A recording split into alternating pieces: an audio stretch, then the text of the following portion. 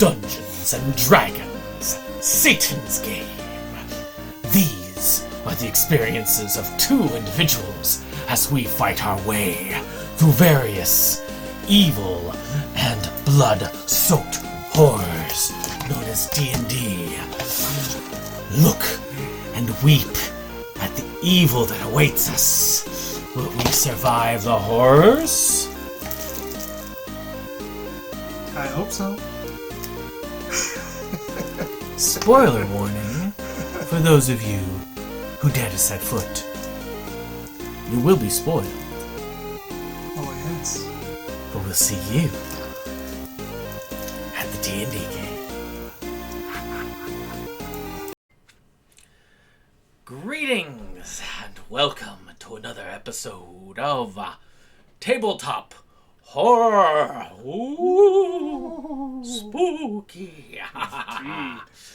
So, this time we're going to be talking about the documentary Goober. Mm-hmm.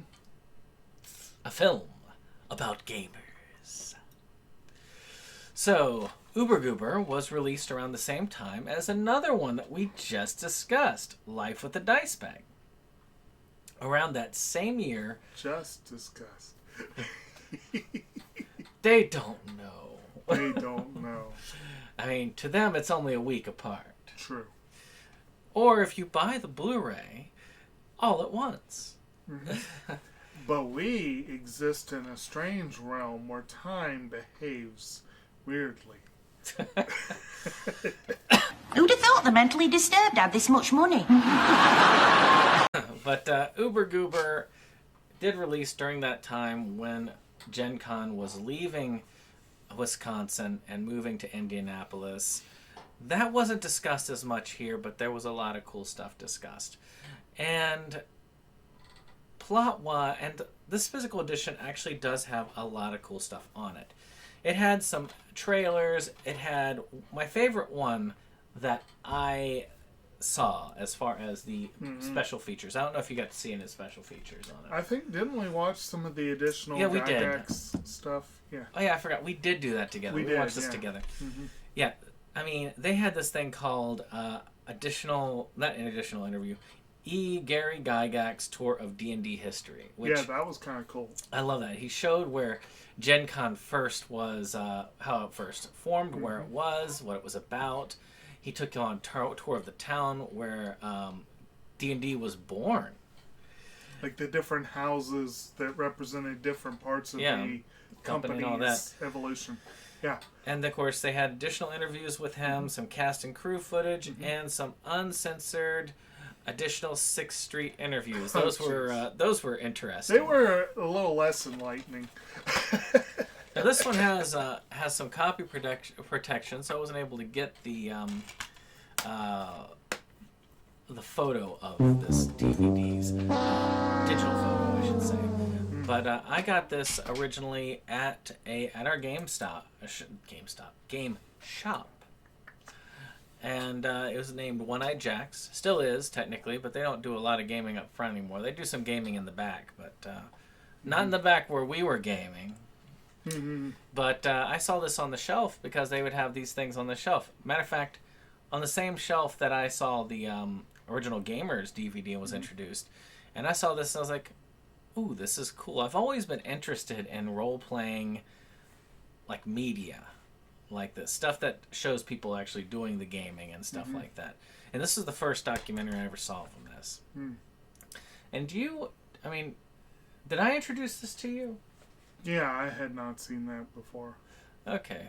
I don't think I'd ever heard of it before. Because I know I've talked about it in the past. Oh yeah, but, I mean, I've heard about it going way back, but you were definitely the one that mentioned it. So, the background info we've done, that the plot is pretty simple. It's a documentary. It's a documentary on gaming, but it's one that goes a little bit further in than, say, Life with a Dice Bag. It actually sections it off, and it talks about tabletop players. I think it goes a little bit into the board game, the strategy gamers. Mm-hmm. And it goes into LARPers. Yeah, they did a lot with by strategy. Are you talking about like the Like the miniature wargamer, gaming yeah. there? Yeah. Which is the birth of tabletop role-playing. Mm-hmm. I mean, chainmail was the origin of Dungeons and Dragons. Rosie. There's a cat hiding under here. But there was, I mean, that's where it started, was chainmail. And they just kept doing some extra rules for heroes in chainmail. Mm-hmm. And it became D&D as we know it. So, were there anything in the plot that you wanted to highlight that you thought was pretty cool? Plot? Well, I would say, I guess if I was to highlight anything, it would be that it was kind of interesting the way it went into the history and really, I would say in terms of like a history of the evolution of gaming, the movie hit it pretty well. And so it's very interesting for that. I think as a goal, which documentaries are to inform, Mm-hmm. and this was about informing us as a public about D&D Mm-hmm. and role-playing in general. Mm-hmm. And I thought that it was miraculous, well, not miraculously, but spectacularly informative, and actually told me a couple of things about certain things like LARPing that I didn't realize at the time. Mm. I mean, I've seen it a long time ago when I watched it, so yeah, originally, so I knew about it now, but back then I did not. Mm-hmm. So I thought that it did its job very well. It informed. I'm not sure though. Do you feel like it did its job as far as? Do you think this is something that would be more beneficial for people who already know about it, or do you think that this is something that you could break your teeth on for somebody who doesn't know about role-playing games?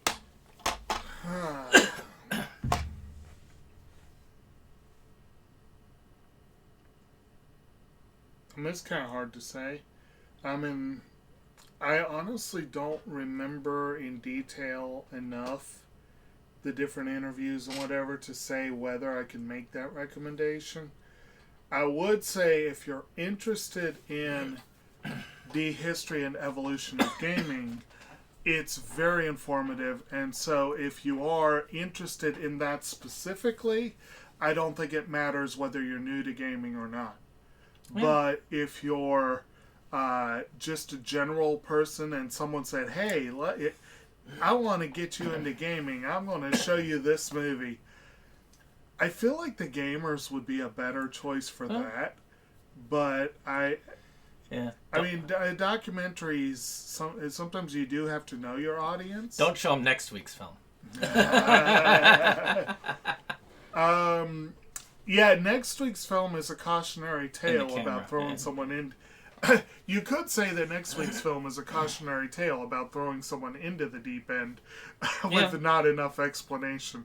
But yes, I have known people who have been entirely put off of things based on a bad exposure. I myself, I mean, even though I'm a huge anime fan now, one of my first exposures was Ninja Scroll, and that was not a good first exposure, especially at that time and place. I'm sad I couldn't have been the one to introduce him to that. Nah. But you tried your damnedest to get me into anime, and you created a monster. But anyway, gaming, not quite as much, but still. But there again, you know, knowing your audience, like, I know he ran me through a D&D session once, me and my brother, and that was, like, I think the first gaming session, but, like, the first time I officially gamed with a group was Spandex Heroes, and then Slayers. And those two were perfect for me. Like, they were what and I still go back to, well, some of my favorite characters and experiences are in those two games. So D&D's always been more of a hard sell for me personally. Yeah. So again, know your audience. And I would say just generally, a movie like this, if someone is really into strategy games and you're trying to turn them on to gaming, maybe it would be a good one. Or something like that. But again, it's more, I think, geared toward people who want to know the history of it. Yeah. So, acting isn't really an option here. The last film we could talk a little bit about acting, because they did have some little skits. What the f***? Hey, buddy. What's up? What are you doing in my room? I don't know. Hanging out. Oh. What you got there? Oh, they're rule books to a game I have to demo at Gen Con. What's Gen Con? Gen Con! Where they play RPGs. What? Role-playing games. Want to play? Maybe. How's it done? Well, basically you pretend to be someone else, and then I tell you where you are, what's going on around you, and you tell me what you want to do, and I tell you what happens. That just sounds like I do whatever you want me to. But here there weren't any skits. It was just interviews, and... Well, there's still an element of acting to interviews. Like, Gygax has a good camera presence. He does. Like, he is able to just sit there and converse on camera in a way a lot of gamers are not. You don't have a guy on camera, like in the previous one, talking about how pretty girls are ruining the con. That poor, sorry bastard. But, yeah, special effects, I mean, I thought that this one was much more solid when it came to production value than Life with a Dice Bag. Life as a Dice Bag. That's a new isekai. Yes. I was reincarnated as a dice bag. Oh, Lord, help me. Oh, no. You know how they had those super, super, super long titles now? So I rolled a critical fumble and was reincarnated in another world as a dice bag.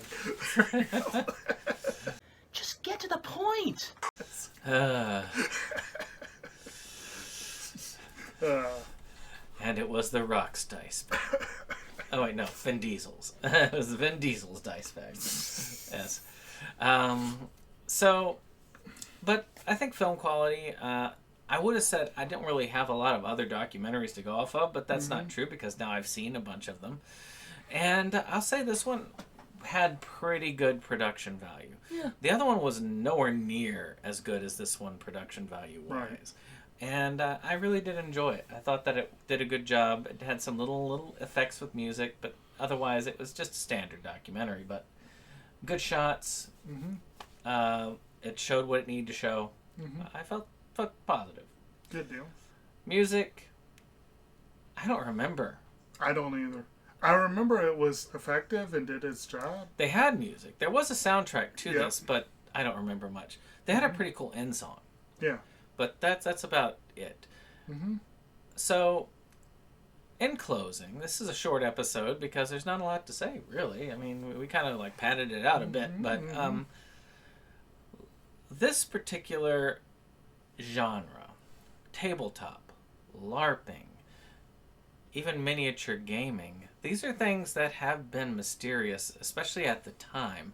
Things that were kind of only looked at as ostracized groups playing or participating in. And to look back at this, it's a great slice of a time period, especially when many of these things are actually widely known and mostly positively looked at today. So, to me, you could do much worse than Uber Goober. Any last thoughts? No, I'd say we've mostly covered it. That's all I'm going to say about that. Other than our rankings, of course. Of course. So, of course, at the end of these, we go through our rankings, and we rank 1 to 10 on how strong a connection it has to tabletop and how strong a connection it has to LARPing. So we're going to both talk about this. Of course, 1 is none. 10 is it's all there, baby. So it's all around. Now, to me, I mean, this is a RPG documentary. It covered tabletop very well. It explained it very well. It showed it being played. These are legit games that they're playing. I feel pretty strong about that. I think that whole thing, Kobolds Ate My Baby, that was fun, where they're like, oh, hail King Tor! Torg's a big cat. You know, all over. So I have to give this a pretty good score. I think I'll give it a 7. I like the number 7. It's a cool number. So what would you say for the tabletop connection? I would say that's pretty good. Basically, this absolutely does get into some of the nitty-gritty. It doesn't get into all of it, but it definitely gets into some of the nitty-gritty of how the games are played and that sort of thing. Like I said, it's more, the focus is more on the history and evolution of gaming overall. And the movie is very much split between tabletop RPGs, LARPing, and miniature gaming / strategy gaming. So because of that split focus, I can't give it a top score in any one area. But it was, while there was a split focus, it was focused within those splits, if that makes any sense. Like, so if we're looking at the movie overall, I'd say a 7 is fair, but I might even go with an 8. 7.5? Yeah, but we'll round it to 8, I think. All right. Okay. So that together, I am... Let's see, 7 and 8 is 7 and 8 is 15. So 7.5 is the... Yeah, so, and that rounds up, so I guess an 8. Okay. So, then of course LARPing. Well, I can't really give it a different score because it's got equal attention to LARPing. And this is probably the most actual LARPing that we have seen so far on the series. Right. It's going to change with subsequent seasons. Season 1 is much more tabletop oriented, but as we go further, there's a lot more LARPing movies we're going to be hitting. So, I hope you enjoy this tabletop portion. You're going to be missing it after a while. But yeah, I think I have to give it my same score, 7, because it does go into it. You see it being done. You see how they're doing the paper, rock, scissors. It's explained and shown off actually in detail for the first time that we've had on this show. So I have to give it a 7. It's very strong. This one, I would definitely have to give it a couple notches less, if only because you don't really have a separate ranking for the miniatures gaming and whatever. And again, as the movie represents, tabletop kind of evolved almost directly out of that. Yeah. And then LARPing kind of evolved out of, that, if you will. So I feel like tabletop is a thread that runs through more of the movie. Yeah. But LARPing does get tremendous focus for much of the film.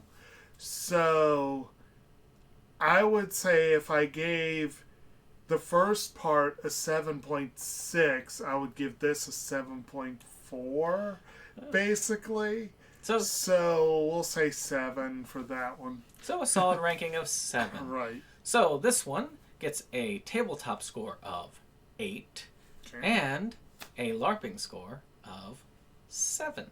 Right. And that is all we're going to say about that. Indeed.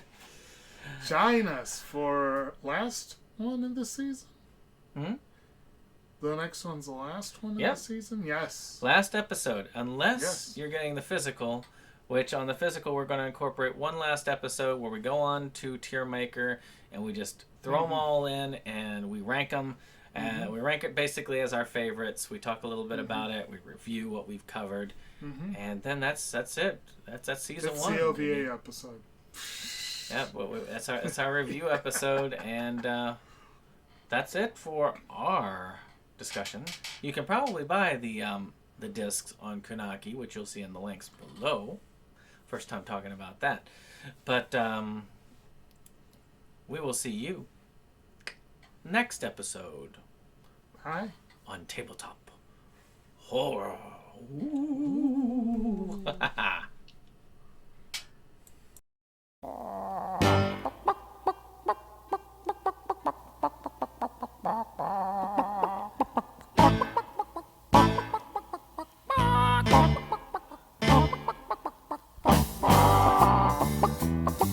Bye.